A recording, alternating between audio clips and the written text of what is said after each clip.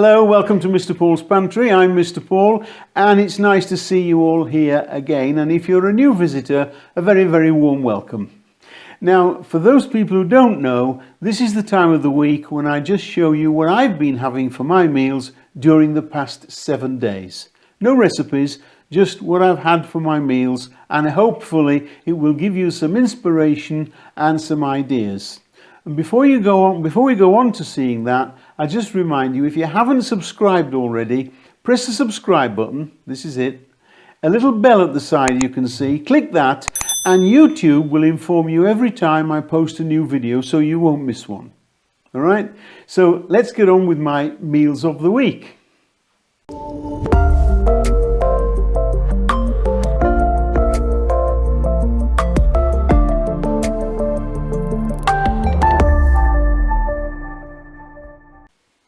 Well, starting with Monday, because I go through Monday through to Sunday, which is today. And on Monday, I had some pork chops to use. So I didn't know quite what to do with them. So I decided to look through my own website and see what I'd done in the past with pork chops. And I chose this recipe, which is sweet and sour pork chops with stir-fried peppers and pineapple. And it was quite nice. I thoroughly enjoyed it. Just a quick mention. Anything that you see today and I have a recipe for or a video, I will put a link underneath here so you can click onto it and view it later. Okay, so there is one for this particular recipe. So these are my pork chops. I pan-fried the pork chops, by the way. Pork chops with stir-fried peppers and pineapple. Now there are my chops. I was a bit disappointed because they didn't have much fat on them. You don't get much fat in Spain. Every little bit of fat they seem to trim off. And I like a bit of fat around the outside of a chop. Anyway, I pan-fried those just with salt and pepper, nothing else. Then I served these nice stir-fry vegetables. They were only peppers, red, green and yellow, and some pineapple chunks. That's all. I didn't put anything else with them at all. And then I just added the sauce afterwards. I made the sauce separately, by the way, all in the recipe. And that was my Monday meal, which I thoroughly enjoyed. So Tuesday, I was a couple of appointments in the afternoon, unfortunately, not in the morning. So what I did was I decided to have a baked potato with something, just quickly. And I oven baked the potato. I didn't microwave it. I oven baked it till the skin was nice and crispy, just how I like it. I made some tuna mayonnaise, which was actually tin tuna, with some mayonnaise and a chopped onion and a couple of capers, just to give it some bite. There it is, going into the potato. And I made a green salad with some romaine lettuce, some baby spinach leaves, and some cherry tomatoes, and that was a very nice meal, very refreshing indeed. That was my meal for Tuesday. So we come to Wednesday, and Wednesday I decided to have some pasta, and I didn't feel like a lot of fiddling about, so I did this dish which I have made before. It was very, very tasty, and it's something different. It's a one-pan pasta dish. I use spaghetti, but you can use whatever pasta you want. And here it is. These are all the ingredients in the one pan. There's my spaghetti. There's the onions, the tomatoes, the herbs, and all I have to add to that when it's a little bit later is the spinach leaves. And it really was good. This is it cooked in the pan, you can see now. I added water, not stock, but you can add stock if you want. And by the way, I do have a video for this coming up very, very shortly, which you'll probably see in the next day or two. And now that was cooked all in the one pan, and it's from pan to table, believe it or not, in 10 minutes. It really wasn't. That was my meal for... So we come to Thursday morning, and if you've been watching me before, you know Thursday is when I go out and do my shopping for the week. And before I go out, I clear out the fridge, throw anything out that needs throwing out, and see what's left and what I need to purchase. And with the bits and bobs that are left, I try then to make something for my meal that evening. And it's now become known as the Thursday Fridge Challenge. Last week it was a challenge. It really challenged my ingenuity. But this week I think it's going to be a little easier, or I thought it was. I had a few more ingredients left. Anyway, this is what happened on Thursday morning.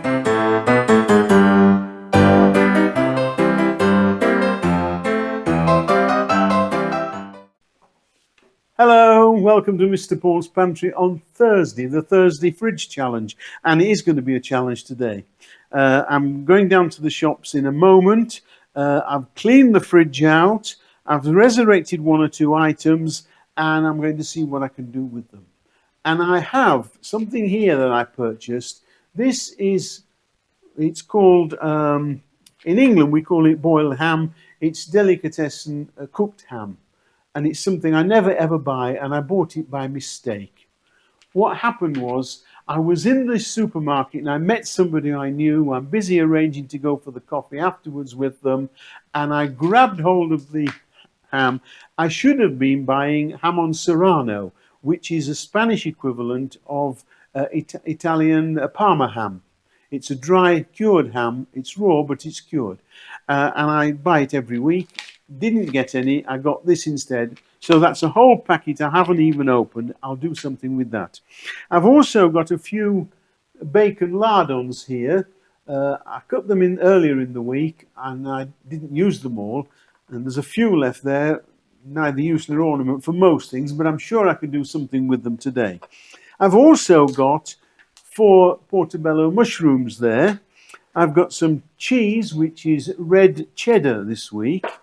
And I've got about 8 cherry tomatoes there. I'll do something with those. And the thing I didn't have is an onion, but I did scrounge this in the bottom of the fridge. And if you've been watching my videos, you'll recognize it. It's the top from one of my white onions that I use a lot of. I cut the tops off like this and pop them in the bottom of the fridge, and I save them. And if ever I need a spring onion, I use this instead, because I can't buy spring onions here, as I've mentioned before. So I'll make do with that. So I've got the ham, some mushrooms, a bit of cheese, some bacon lardons, a few cherry tomatoes, and an onion, bit of onion top there. So I'm going shopping now. I'm going to see what I can think up while I'm having my coffee, and I'll see you shortly. Bye. Well, before I go, I've just discovered on the side, when I've been cleaning out my fridge, I just discovered 2 tomatoes. I have those small cherry tomatoes, but I've just discovered 2 of these. So that's really going to make life a lot easier. I'll have a good think and see what I can do with them. I'll see you shortly. So when I got back from shopping, I'd already decided what I was going to make, and the first thing I kicked off with was the cheese, the ham, and the cherry tomatoes. I looked in the freezer when I got back and dug out a bit of puff pastry, and I produced 8 of these ham and cheese roll-ups. What I did was I put chopped the onion and the tomatoes, that's the cherry tomatoes, in a little frying pan, and I made a little sauce like a pizza tomato sauce. Made the sauce, spread that on the puff pastry. I laid the ham on top and then sprinkled the grated cheese over it, rolled it up like a Swiss roll, and cut it just like you would do if you were making Chelsea buns and things like that, or cinnamon buns. And I baked them in the oven just for 15 minutes, that's all. Next, I used the 2 large tomatoes. I scooped the middles out, I made a few breadcrumbs, and I chopped the mushrooms that I had left together with the bacon lardons.